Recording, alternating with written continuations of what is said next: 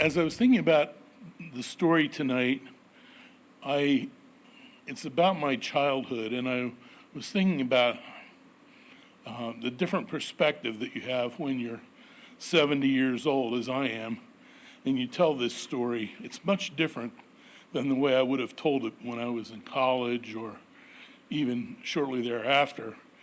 But your attitude and your perspective changes over the years.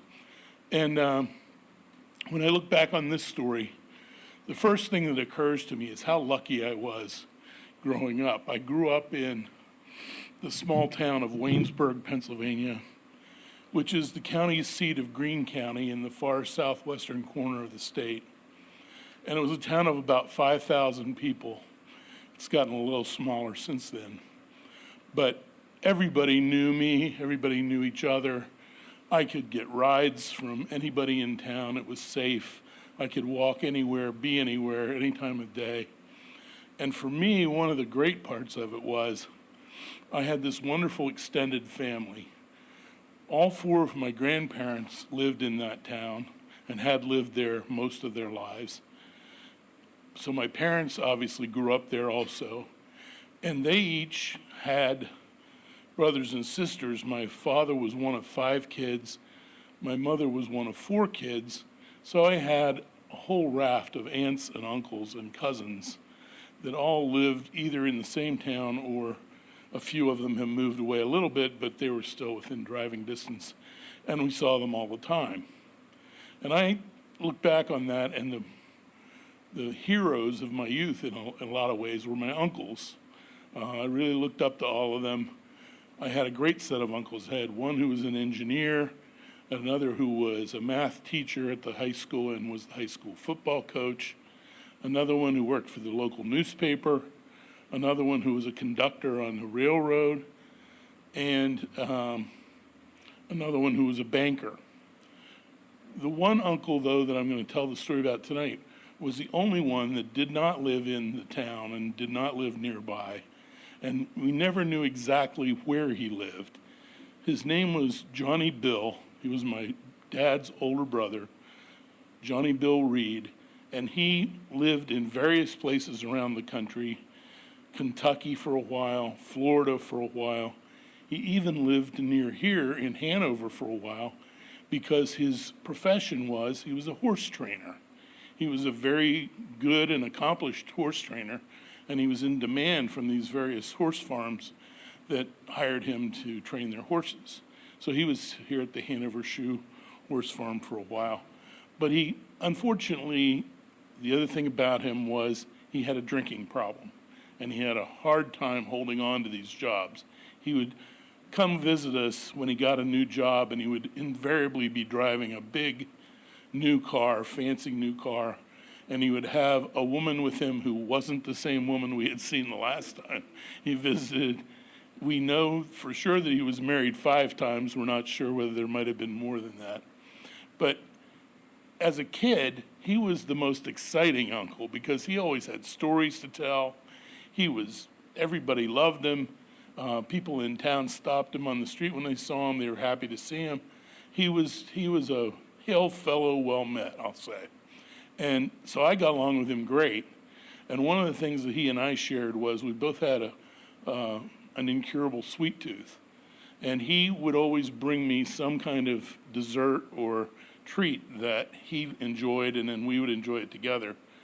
And on this particular occasion, this was the last time I ever saw him. I was in 8th grade. I was playing junior high football. And he showed up at my football game one afternoon, out of nowhere, hadn't seen him for months. He drove one of these nice new cars up to the track that surrounded the football field, got out of his car, and he sat on the hood of the car, and he caught my eye at one point when I was on the field and looked and saw him, and he knew that I saw him, and he tipped his cap to me to sort of let me know that he was there. So I went home after the game, and I was excited, and I said to my mom, "Hey, Uncle Johnny Bill was at the game. I think he might be going to come over and visit us." And she looked like she had seen a ghost. She looked frightened. And I didn't know, at that time, I didn't know about his drinking problems. I just knew he showed up irregularly and with fancy cars and good-looking women, but I had no idea why that was. So anyway, she quizzed me a little bit about that, and then when my dad got home, she told him, and he didn't look happy either.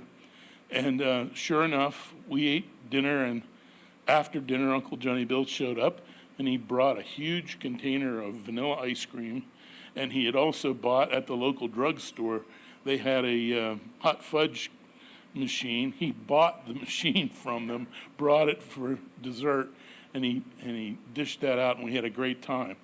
I went to bed a few minutes, or not, about an hour later, I guess. He was still down in the kitchen talking to my dad, and I heard them have an argument, pretty loud argument. Couldn't hear what it was about. But at some point, Uncle Johnny Bill stormed out with his girlfriend, got in the car, and I heard him tear out from in front of the house.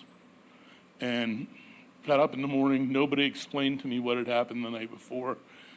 Mom and Dad went off to their jobs. I went to school. In the afternoon, I got home.